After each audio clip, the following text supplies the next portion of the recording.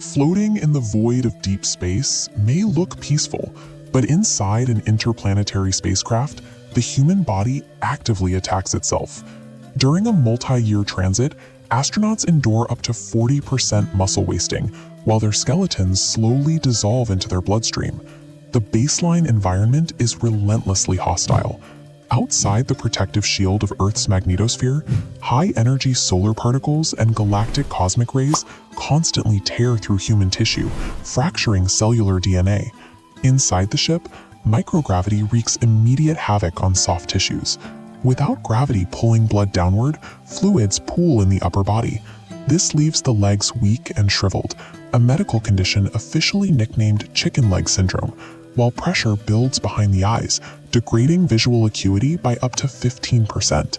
Yet the most critical structural threat is bone mineral density, or BMD, loss. Astronauts are forced to strap themselves to treadmills with heavy bungee cords just to simulate the physical resistance of standing.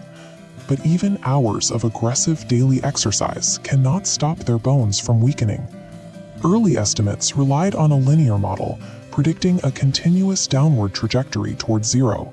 But a human skeleton doesn't simply vanish. Modern models reveal an exponential decay. Bone mass drops rapidly, then levels off at a precarious 69. This route requires aggressive orbital maneuvers and massive amounts of propellant, pushing modern propulsion technology to its absolute limit. Biologically, it is the safer option. Bone loss is capped between 15 and 22%. No one develops full-blown osteoporosis, though 62% of the crew will still suffer from osteopenia, a precursor condition where bones become visibly thinner and weaker.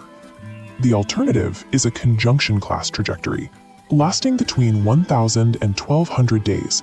This long-stay route coasts along natural orbital paths. It requires far less fuel, making it heavily favored by engineers. But that extra time in zero gravity extracts a severe physiological toll. On this longer route, 100% of the crew will develop osteopenia. More alarming, 1/3 of the astronauts will cross the threshold into high-risk osteoporosis. Time dictates the survival rate. Conserving rocket fuel by taking the mechanically easier route guarantees severe structural damage to the astronauts. Because the severe bone decay is entirely unavoidable, mission planners use human demographics as a primary medical countermeasure. Based on terrestrial reference data, certain populations start with lower natural bone mass. Older Caucasian females face the highest statistical probability of experiencing skeletal fractures on a multi-year flight. Conversely, younger African American males naturally possess the highest baseline bone density. Statistically, this makes them the safest demographic profile for an extended Mars transit, giving them the lowest risk of bone fractures. That structural resilience is immediately tested the moment the ship touches down. Mars exerts roughly 38% of Earth's gravity.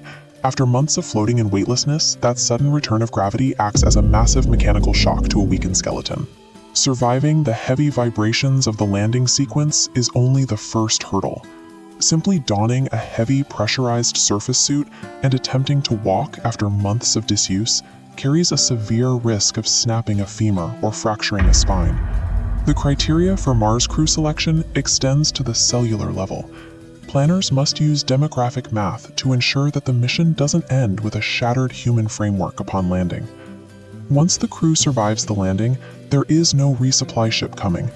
Launching just 50 tons of cargo to Mars requires 500 tons of fuel from Earth.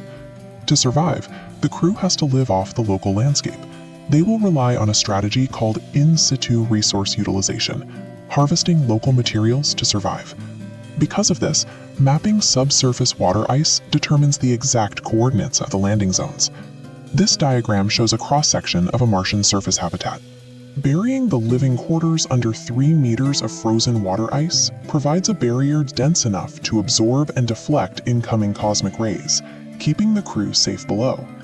That same ice provides the chemical building blocks for the trip home. By splitting the subsurface water and combining it with carbon dioxide from the Martian atmosphere, the crew can synthesize both breathable oxygen and methane rocket propellant. This extraction process is already a proven reality. Aboard the Perseverance rover, a device known as MOXIE has successfully stripped breathable oxygen directly from the toxic Martian air. Reaching our neighboring planet is a matter of intersecting variables. Success depends on balancing the specific decay of human bone against the ability to extract fuel and life support from the frozen terrain. If you want to explore more about how we intend to bridge the gap between Earth and the Red Planet, hit the subscribe button and join us for the next discussion.